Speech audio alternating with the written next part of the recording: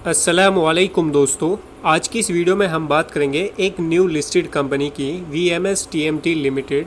ये जब से लिस्ट हुई है इसमें लगातार गिरावट देखने को मिल रही है।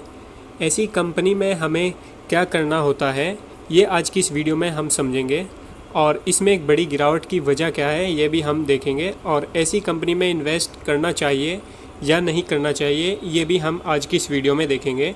सबसे पहले हम देखेंगे कंपनी में एक बड़ी गिरावट देखने को मिल रही है। कंपनी लगातार गिरावट में है। 99 के आसपास इसका IPO आया था और वहाँ से लगातार गिरावट देखने को मिल रही है। लगभग 18% की गिरावट देखने को मिली है।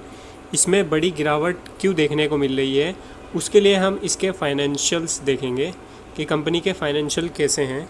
सबसे पहले अगर हम बात करें इसकी बोरोइंग्स की यानी कर्ज़, कंपनी के पास 2023 में 162 करोड़ इसके पास कर्ज़ था और फिर ये बढ़कर हुआ 197 2024 में और 2025 में बढ़कर हो गया है 275 करोड़ और अब ये इस जून क्वार्टर में अब ये और ज़्यादा बढ़कर ये हो गया है 309 करोड़। यानी कंपनी के पास कर्ज़ बहुत ज़्यादा है और अगर रिज़र्व एंड सरप्लस देखें जो कंपनी के पास रिज़र्व है वो है केवल 47 करोड़ रिज़र्व होता है। कंपनी जो भी प्रॉफिट करती है उसका कुछ पार्ट डिविडेंड के रूप में बांट देती है और कुछ पार्ट अपने पास रिज़र्व कर लेती है। जैसे कभी भी कंपनी को कुछ भी एक्सपेंड करना हो या बोरोइंग्स को रीपे करना हो यानी लोन को रीपे करना हो उसमें इसका इस्तेमाल करती है। अब हम देखते हैं कि कंपनी की मार्केट कैप क्या है। कंपनी की मार्केट कैप है मात्र 365 करोड़ और कंपनी के पास कर्ज़ है 309 करोड़। यानी मार्केट के लगभग जितनी बड़ी कंपनी है 365 करोड़ की लगभग उतना ही कंपनी के पास कर्ज़ है। इसी वजह से कंपनी में एक बड़ी गिरावट देखने को मिल रही है। कंपनी मात्र 365 करोड़ की है और कंपनी के पास 309 करोड़ का कर्ज़ है। यानी कंपनी अगर चाहे तो इसको रिपे नहीं कर सकती है क्योंकि कंपनी के पास मात्र 47 करोड़ का रिज़र्व एंड सरप्लस है। कंपनी इस रिज़र्व एंड सरप्लस का इस्तेमाल या तो लोन रीपेमेंट में करती है या फिर अपने बिज़नेस को एक्सपेंड करने में करती है, जैसे न्यू फैक्ट्रीज़ या न्यू स्टोर ओपन करने में। कंपनी पर अगर कोई भी बुरा वक्त आता है तब भी कंपनी इस रिज़र्व एंड सरप्लस का इस्तेमाल करती है, जैसे कोविड-19 में। तो अगर कंपनी चाहे तो इसको रिपे नहीं कर सकती है और कंपनी को कंपलसरी करना होता है ईयरली बेसिस पर इंटरेस्ट। जो कंपनी ने लोन लिया हुआ है उसका ईयरली बेसिस पर इंटरेस्ट पे करना होता है। डिविडेंड कंपनी चाहे तो पे कर सकती है, ये कोई कंपलसरी नहीं है। अगर प्रॉफिट होता है तो कंपनी डिविडेंड पे कर सकती है, लेकिन जो इंटरेस्ट है कंपनी ने जो लोन लिया हुआ है उसका इंटरेस्ट पे करना कंपलसरी है। इस वजह से कंपनी पर ये एक बर्डन रहता है। और कंपनी के अगर हम प्रॉफिट की बात करें, कंपनी के प्रॉफिट उतने अच्छे नहीं हैं। प्रॉफिट देख लेते हैं कंपनी के नेट प्रॉफिट।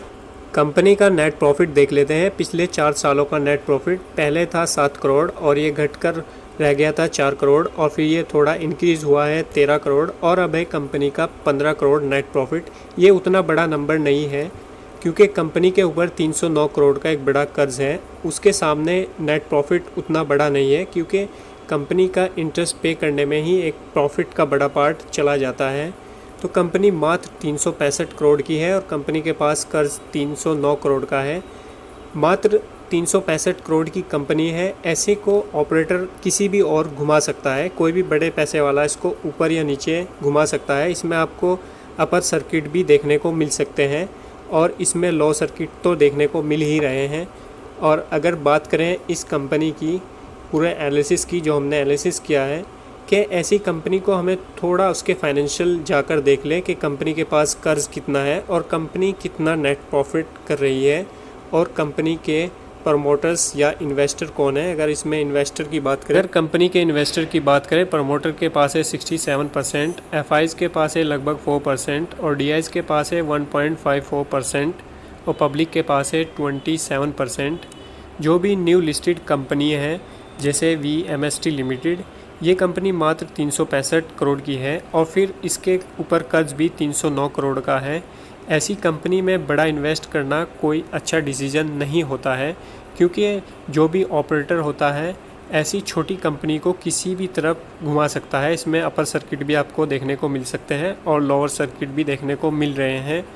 ऐसी कंपनी में बड़ा पैसा लगाना कोई समझदारी की बात नहीं होती है। दोस्तों, अगर हमारा वीडियो पसंद आया है इसे लाइक करें, इस चैनल को सब्सक्राइब करें। हमारा एक टेलीग्राम चैनल भी है हलाल स्टॉक के नाम से, आप उसको भी ज्वाइन कर सकते हैं।